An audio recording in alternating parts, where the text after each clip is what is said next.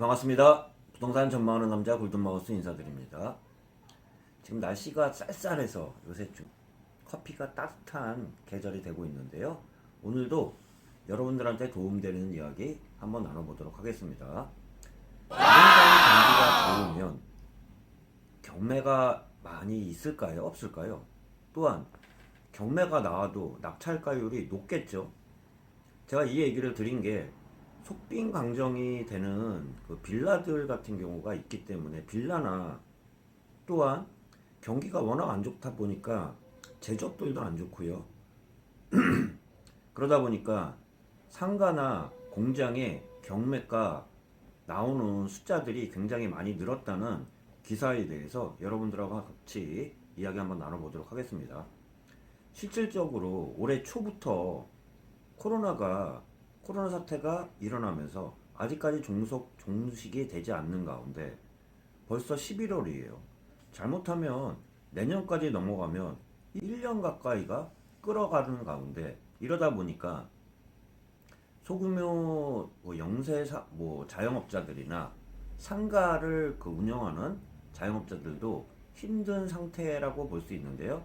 그런 가운데 부동산은 아직까지 꺾이지 않는 기현상을 보이고 있는데요. 이런 가운데 제가 말씀드린 부동산이 진짜 좋다 그러면 경매에 나오는 숫자들도 적을 것이며, 적은 가운데에서도 낙찰가율이 높은 상황이 정상일 텐데요. 오늘 기사 자료들을 보면요, 대법원 법원 경매 정보에 따르면 2017년부터 2019년, 2018년, 2019년, 2020년까지 보면 부동산은 꾸준히 올랐잖아요. 그런 가운데 경매 건수는 꾸준히 늘고 있어요. 보면 지금 최저금리 하에 경매 건수가 늘어난다는 건 어떻게 보면 참 기이한 현상이라고 볼 수 있습니다. 말 그대로 이자를 갚지 못한다고 하면은 근저당권이 경매를 진행을 하면서 회수를 하게 되어 있는데요. 건수들을 보면 2017년 6,962건에서 다음 해인 2018년도 7,170건, 19년도 7,687건, 2020년 1월서부터 8월까지만 해도 벌써 2019년 경매 건수를 넘어서고 있습니다. 7,825건으로 최저금리 하인데도 벌써 2019년도를 경매 건수가 넘어가고 있는 가운데, 보면 10월달 기준으로 해서 경매 건수들을 보면요, 상위 5개 건수를 보면 창원이 가장 많고요, 거제, 아산, 청주, 제주 순으로 경매 건수들이 많이 늘어난 걸 볼 수 있습니다. 부동산 경매 정보 자료에 따르면 창원이 262, 거제가 189, 아산 153, 청주 147, 제주가 136건으로 경매 건수가 늘어나고 있는 상황이라고 볼 수 있습니다. 여기서 또 볼 수 있는 게, 제조업이 힘들다 보니까 공장으로 경매가 나오는 건수들도 많고, 또한 자영업자가 어렵다 보니까 상가 매물도 경매가 많이 나오면서, 또한 아파트와는 틀리게 빌라의 경매 건수가 나오는 경우가 많은데요. 용도별로 해가지고 경매 건수 상위 지역들을 보면요, 한국부동산 경매 정보에 따르면 공장으로서 가장 많이 나오는 지역들이 보면, 제조업이 힘들다 보니까 김포, 인천 서구, 하남, 서울 금천, 시흥 순으로 공장 건수들이 많이 나오는 지역들이라고 볼 수 있습니다. 또한 상가들을 보면 상가가 다 어려운 가운데 수도권보다는 유독 나오는 지역들을 보면 지방 상가들이 경매 건수들이 많이 늘고 있는 걸 볼 수 있는데요. 창원이 55건으로 가장 많이 늘고 있습니다. 또한 당진, 평택, 목포, 고양 순으로 상가 경매 건수들이 늘어나고 있는 상태라고 볼 수 있습니다. 이 영향은 수도권이든 지방이든 다 안 좋은 상황이에요. 안 좋은 상황이지만 그래도 지금 최저금리 하에 그나마 버티고 있는 거는 수도권 그 상권이라고 하면 지방 상권은 좀 무너진다고 할 수 있습니다. 지방 상권들을 보면 실제적으로 낙찰가율이 낙찰가율을 보면요. 경매 건수도 중요하지만 낙찰가율이 감정평가액이 얼마에 낙찰됐는지를 보면 그 열기를 볼 수 있는데요. 좋은지 안 좋은지 1월서부터 9월까지 창원지방법원 경매에 낙찰된 상가 12건 중에 평균 낙찰가율이 52%, 감정평가액이 52% 평균 가격에 낙찰된 걸 볼 수 있습니다.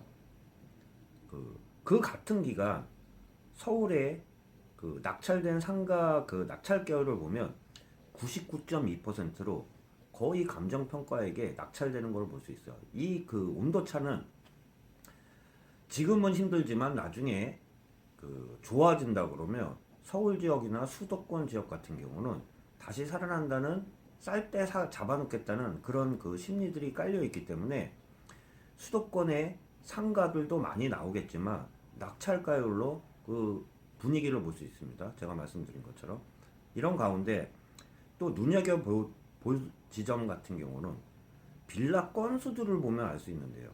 아파트는 지금 고공행진을 달리고 있는 가운데 빌라의 낙찰 건수들이 늘어나는 지역들을 보면 경기도 광주가 57건으로 1위를 차지하고 있으면서 인천 남동구, 서울 강서구, 인천 미추홀구, 평택 순으로 빌라들이 늘어나고 있는데요. 일명 통칭 연립이라고도 하는데 갭 투자가 성행했던 지역들을 보면 전세가하고 매매가하고 큰 차이가 없는 가운데 갭 투자한 물건들이 최근에 다주택자 재산세나 보유세가 늘어나는 가운데 그 경매 건수들이 늘어났다고 볼 수 있습니다.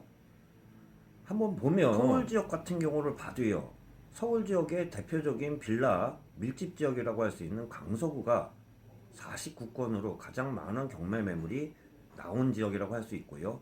그에 따라 양천구, 강동구, 관악구 순으로 빌라 매매 건수가 늘어나고 있다고 볼 수 있습니다. 이 영향은 제가 아까 말씀드린 다주택자들이 보유세 부담으로 나오는 경매 건수들이 늘어났다고 볼 수 있는데요.